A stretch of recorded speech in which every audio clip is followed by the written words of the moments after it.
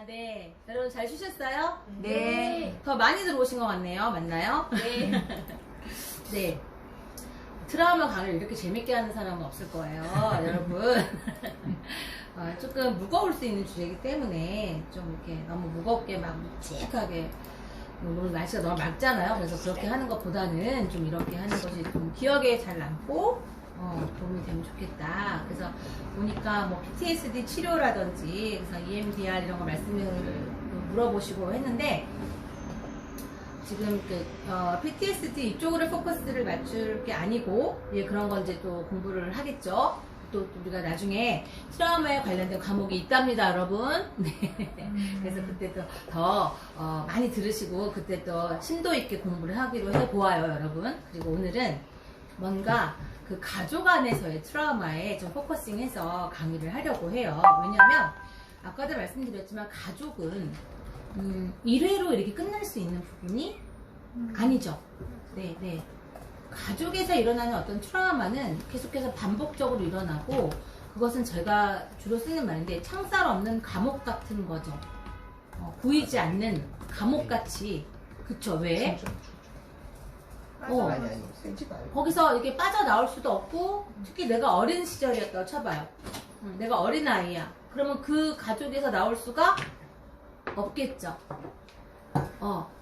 가출 이런 게 있을 수 있겠지만 뭐 그것도 방법이 될 수는 없죠. 뭔가 보살핌과 보호를 많이 받고 여러분 아까 말씀드렸던 긍정적인 자원 같은 건 실은 어때요? 주로 네 우리 학원님 한 분 여기 저기 크게 나와서 잠깐 이렇게 앞으로 가라고 했는데 네 그 주로 부모의 사랑과 가족에 대한 어떤 경험들, 그리고 뭔가 긍정적인 경험들, 그런 것들이 작용을 할 수가 있겠죠. 그렇죠? 그런 것들이 긍정적으로 작용이 돼서 트라우마를 극복하는 데 도움이 될 수 있겠는데 그렇지 않은 가족들, 특히나 뭐 학대 아동들 그런 경우들, 그렇죠? 다시 뭐 쉼터라든지 병원에서도 치료가 안 돼서 다시금 그 가정으로 돌려보내야 되는 그런 케이스들이 굉장히 많아요. 소음이 괜찮으신가요? 좀 창문 좀 닫아주세요. 네. 그래서 그 어린 시절에 정말 특히 부모와 풀리지 않은 어떤 응어리라든지 가족 안에서의 계속 벗어날 수 없는 굴레 같은 그런 것들이 계속해서 어때요? 상처를 입고 하는 말로는 내면 아이, 상처 입은 내면 아이로 작용을 하고 내 안에서 또 그런 기억들이 내가 사회로 나가고 또 내가 결혼을 하고 또 친구들을 만날 때에도 그러한 상처들이 여전히 계속해서 같은 패턴으로 반복하더라. 그래서 이것은 바로 그 어린 시절의 어떤 트라우마의 영향으로 만성적인 어떤 두려움을 갖게 되고 혼돈스럽고 공허함을 경험하게 된다는 거죠. 아까 제가 초반에 설명드렸던 B씨, 정말 말 한마디 못하고 너무 억울한 가운데에서 이렇게 이혼을 하고 아이까지 뺏기고, 그런데 그분을 봤을 땐 정말 에너제틱하고 정말 딱 부러지는 정말 아주 말끔한 성격처럼 보이는 외모도 그렇고, 그런데 그분은 왜 그랬을까? 이런 케이스들을 많이 만났는데 일단 그 사례를 좀 말씀드려보면 그런 거죠. 어린 시절에 부모님이 너무 바빠요.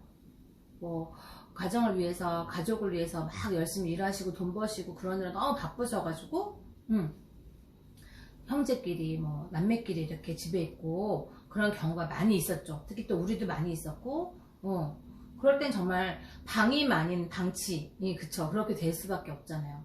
그래서 제가 그런 케이스를 많이 만났는데 예를 들어 이런 기억을 떠오른 거예요. 뭐냐면 놀다가 머리가 깨진 거예요. 사내들끼리 놀다 보면 또 너무 과격하게 놀잖아요. 그리고 머리가 깨졌는데 피가 계속 나더라고요. 쫄쫄쫄쫄쫄 해서 막 얼굴이 뜨겁고 해서 봤더니 막 피가 막 다 이렇게 막 됐다는 거예요. 피가 안 멈추니까 수건 같은 걸 누르고 있었는데 안 멈추니까 어떻게 해서 이 사람이 머리를 감았어. 왜? 피가 닦으라고. 왜냐면 엄마 오면 걱정하시니까 감았네 머리를. 근데 어때요? 피가 계속 나죠. 계속 피가. 그래갖고 이 머리 깨진 데를 이렇게 베개에다 이렇게 넣고 이렇게 누워서 어떻게 그럼 가려지지, 이게 막아지지. 그리고 잠이 든 척하고 있었던 거예요. 그 기억이 갑자기 저랑 상담하는 중간에 떠오른 거죠. 어떠세요? 이거를 전혀 아무렇지도 않게 그냥 이렇게 기억하듯이 이렇게 얘기를 하시더라고요. 막 그게 만약에 내 아이고 조카고 정말 여기 10살짜리 아이가 그런 지금 상황을 대했다고 하면 어떻겠어요? 근데 이분은 자기의 기억이니까 너무 담담하게 얘기를 하시더라고요. 그래서 제가 아니 지금 사랑하는 조카라든지 아니면 내 아이가 지금 10살인데 그런 다치면 여러분 정답 아이가 다치면 어떻게 해야 돼요? 그 아이의 입장에서 엄마한테 얘기해야죠. 엄마 하면서 막 얘기하고 갑자기 너무 놀래갖고 눈물이 안 나는데 엄마 얼굴을 보면 우와 눈물이 나와요? 정상이죠. 그래요 안 그래요 여러분? 근데 이 아이는 어땠어요? 엄마가 걱정할까봐 얘기를 못하고 숨겼어요. 근데 너무 피가 계속 나오니까 엄마한테 얘기한 거예요. 그래서 엄마가 들쳐업고 이제 뭐 데리고 병원에 갔겠죠? 병원에서 뭐라고 그럴게요? 큰일 날 뻔, 너 죽을 뻔했다. 생각해보세요. 이거를 피를 닦으려고 여기를 샴푸로 머리를 감았네? 어떻게 됐겠어요 얘가? 오요. 벌어진 대로 그쵸? 감염 됐겠죠? 그래서 죽을 뻔했다 얘기한 거예요. 그것도 너무나 덤담하게 얘기하는 거죠. 이 아이에게 상처예요 아니에요? 여기 깨진 게 상처가 아니라 이걸 깨졌는데 이걸 엄마한테 말할 수 없었던, 엄마가 걱정할까봐 엄마한테 뭔가 짐이 될 수 없었던, 응? 그러고 났더니 여러분 이런 상처가 되는 기억들은 어떻게 떠오르는지 아세요? 여러분들도 제가 막 어린 시절 막 이런 기억 같은 거 막 숙제로 내면은 막 불평 불만이 막 Q&A 엄청 많아요. 어린 시절 지금 어저께 먹은 메뉴도 기억이 안 나는데 무슨 어린 시절 기억을 떠오르는 교수님 말이 되냐 막 이렇게 하시는 분들이 꼭 2분 계셨어요. 근데 이런 기억들은 이렇게 한번 쫙 캐잖아요. 그러면 감자 캐듯이 이렇게 줄 나오는 거죠. 그래서 갑자기 막 비가 오는데 비가 오면 어때요? 그 일하는 때 막 손수건 달고 막 가는데 비가 막 철철철 오고 그러면은 막 엄마들이 이제 우산을 들고 거기서 막 기다려. 아이고 뭐 태균아 뭐 현미야 떼어라 해서 이제 막 이렇게 우산을 그런 기억이 없구나. 엄마가 없어서. 죄송해요. 그렇게 해야 되는데 이 두 친구는 이 형제였거든요. 어때요? 실내화 가방으로 둘이 촥 쓰고 뛰어가는 거지. 비를 맞으면서. 근데 그 기억이 이 사람한테 어떻게 있어? 아름답고 재밌게 있어. 막 비가 왔는데 뛰어간 거죠.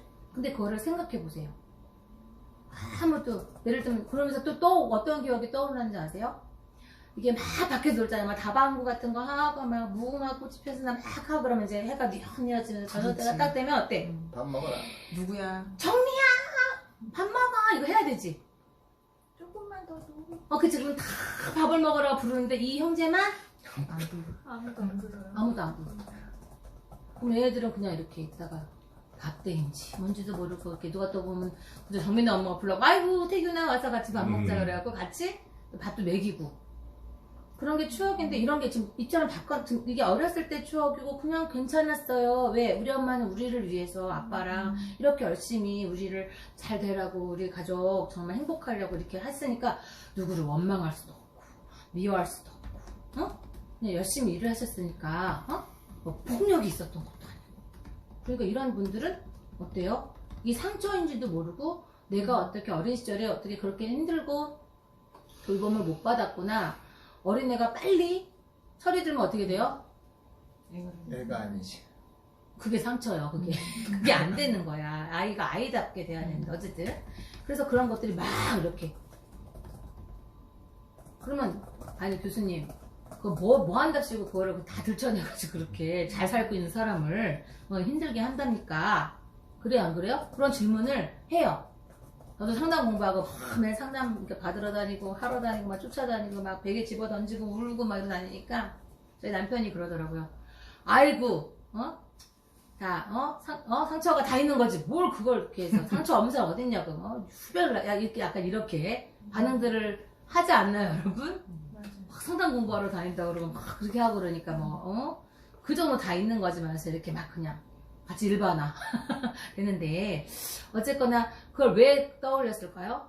그때 그런 상처가 어렵고 힘든 거를 아무에게도 말할 수 없었던 그 상처가 이분이 지금 이렇게 억울한 상황에 이혼을 당하게 한 거랑 연결이 되더라 이 말이에요. 아니 그런 일을 제가 이제 자세히는 얘기할 수 없지만 그렇게 말도 안 되게 그 처가댁에서 부인에게 이런 말도 안 되는 정말 말도 안 되는 일을 당했더라고요. 그 옹서 갈등이 엄청나더라고요. 그 장모와 그 사위의 갈등이 또 떠오르는 고부 갈등에 이어서 정말 엄청나. 근데 어떻게 한마디도 안 하고 여태까지 있었어요? 그리고 이혼을 하고 애를 뺏기고 집에 왔더니 본가에서 어머니가 그러더라는 거예요. 너가 그렇게 사는지 2년 3년 동안 자기는 생각도 못했다는 거지. 어떻게 너는 말을 한 번도 안 했냐? 그러니까 그때 머리 깨진 사건, 우산 사건, 응? 밥대가 되는데, 그러니까 밥은 실은 약간 어머니의 사랑과 연결이 좀 되거든요. 그래요, 안 그래요, 여러분? 응? 그래요. 우리 먹을 거에 상처 많잖아. 내가 너무 상처 많아서 이렇게 됐잖아, 내가. 다 연결되거든, 이게. 연결되는데, 그게 뭐예요? 지금 이렇게 말하지. 여기 막 울고 있어, 지금, 우리 하느님. 연결이 돼서, 내가 할 말을 제대로 못하는 거예요. 이분은, 그러고 보니 삶이, 지금 성인이 되어서도, 뭔가 당연히 내 권리나 어떤 이런 것들, 감정에 대해서 얘기해야 되는 것들을 전혀 무슨 바보도 아닌데 말을 못해. 근데 자기는 그냥 이런 거 있죠. 아유, 그냥 내가 참으면 다, 응? 좋고, 좋아지고, 그리고 나만 참아. 나만 참으면 어때요? 나만 아파. 여러분, 가만히 있어봐요. 뭐가 되는지 아시죠? 가만히가 돼. 무슨 말인지 아세요? 그 애는 그냥 의뢰에 아무 저기가 힘들지 않은 걸로 그냥? 그럼 다들 말을 하지. 말을 하지 않아도 그분은 다 사람들이 알 거라 생각했지. 뭘 알아, 알긴. 절대 모르죠. 근데 그런 상처가 어쩌면 지금 이런 어떤 그 어린 시절의 상처에서 엄마 아버지가 안 계셨던 그런 부재한 상태에서 어떤 방임되었던, 그래서 외로웠던, 응? 힘들었던, 함께 할 수 없었던 그런 기억들이 연결이 된다는 거죠. 그래서 우리가 이 과거에 있었던 어떤 그런 문제 있는 양육 태도부터 시작해서 부정적인 양육 태도, 그리고 어떤 그 몸에 밴 상처의 기억들, 그런 것들이 과거에서 벗어나지 못하게 한다는 거죠. 그러면 이런 어떤 그런 상처가 많고 트라우마가 가족 내에서 많은 사람들의 특징은 무엇이냐? 자신의 삶이 진짜가 아니라 뭔가 가짜같이 느껴지고 만성적인 우울감과 뭔가 무기력증에 시달리게 되고, 또 아니면 화를 막 잘 내거나 막 충동적으로 행동을 한다거나 아니면 아주 극단적으로 흑백 논리에 막 그렇게 막 내는 사람들 있잖아요. 그리고 뭔가 공허하거나 우울감에 시달리게 된다는 거죠. 그 어린 시절의 기억과 상처가 어린 시절에만 머무르고 그냥 나에게 조금 아픈 상처 이렇게만 되면, 그쵸, 그런 걸 들춰낼 필요가 없죠. 근데 이건 뭐예요? 계속해서 나의 현재의 지금 삶과 앞으로 내 미래의 삶에 어떻게 한다? 영향을 깊이 제가 말했잖아요. 평생을 붙어서 따라다닌다니까? 그렇게 된다는 거죠. 그래서 굳이 우리 상담하는 사람들이 그것을 끄집어내서 그 기억을 만나고 거기에 일단 상처의 어떤 것들을 치유하고 또 뭐 재구성도 하고 새롭게 하기도 하고 이런 일들을 하는 거죠. 왜냐하면 언제나 이 그 가족 안에서 발생한 상처가 치명적인 악영향을 우리에게 주기 때문이에요.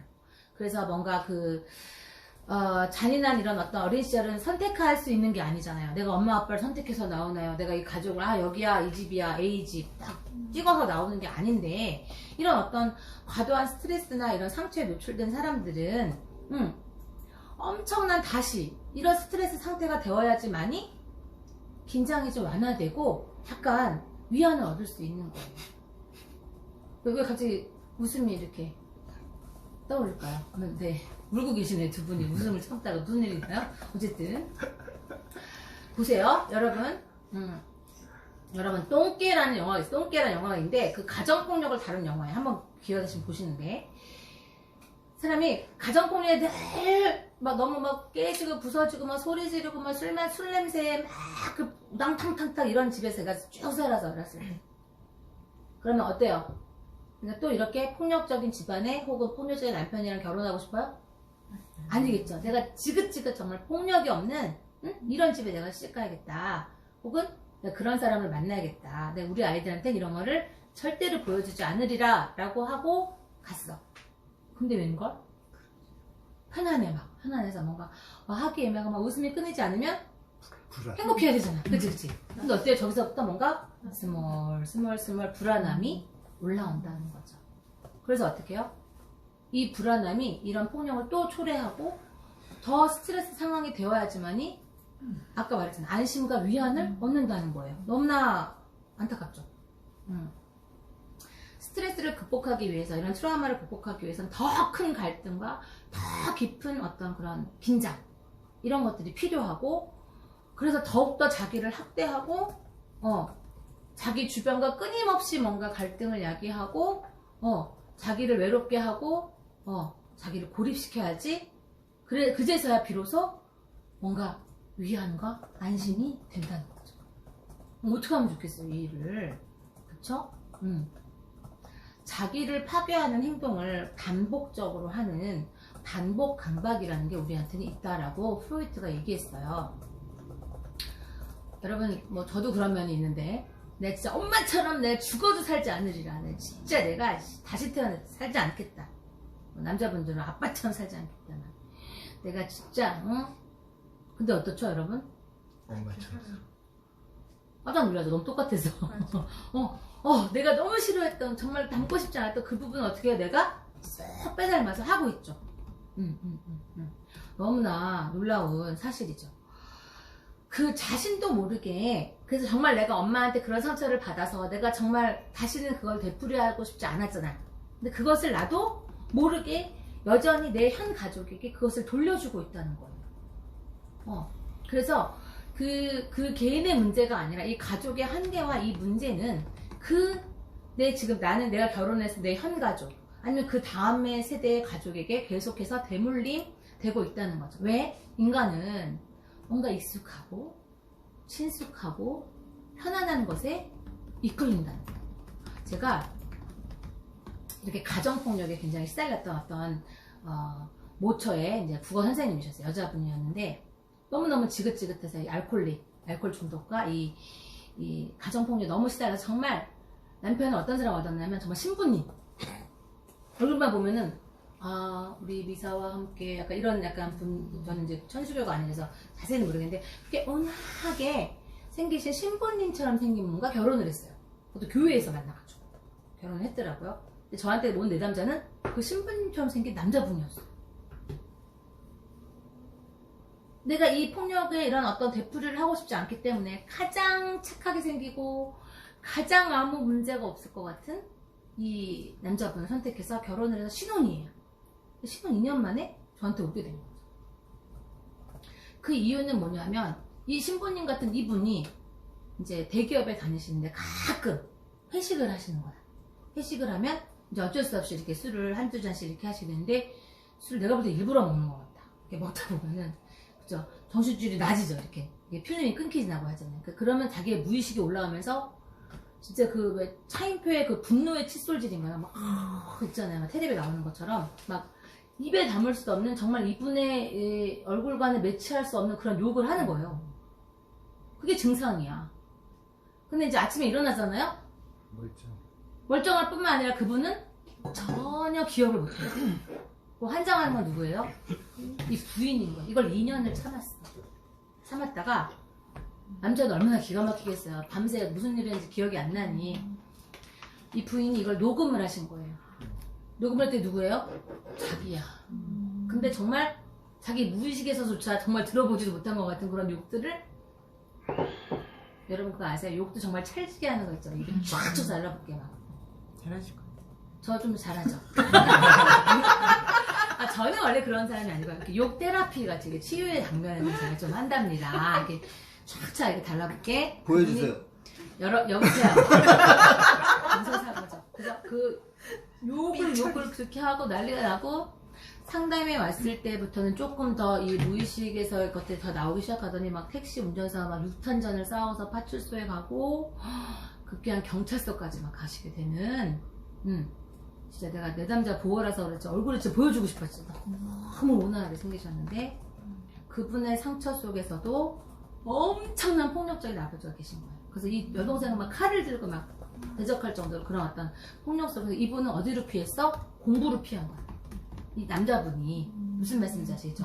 이 집구석을 내가 떠나는 길은 뭐야? 공부야. 그러니까 항상 도서관, 학교, 뭐 농구 이런 걸로 나름대로는 이제 이 그 폭력을 내가 이렇게 대면하지 않고 피했던 거죠. 그런데 이 아내는 어때요?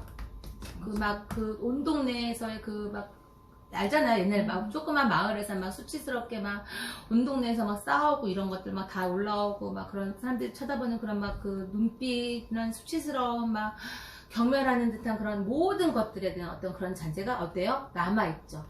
남아서 이분이 술만 마시면 약간 정신줄 놓았어? 이렇게 말하는 우리가. 약간 의식이 이렇게 혼미해지고 무의식에 이렇게 취중진단. 이렇게 할 때쯤에 이런 것들이 막 날것으로 막 올라오게 되는 거예요. 그래서 어때요? 또 여전히 너무나 신부님 같은 분을 만났지만 싫은. 그걸 보면서 얼마나 마음을 졸이고 이 2년 동안 얼마나 힘들었겠어요. 속가리하고.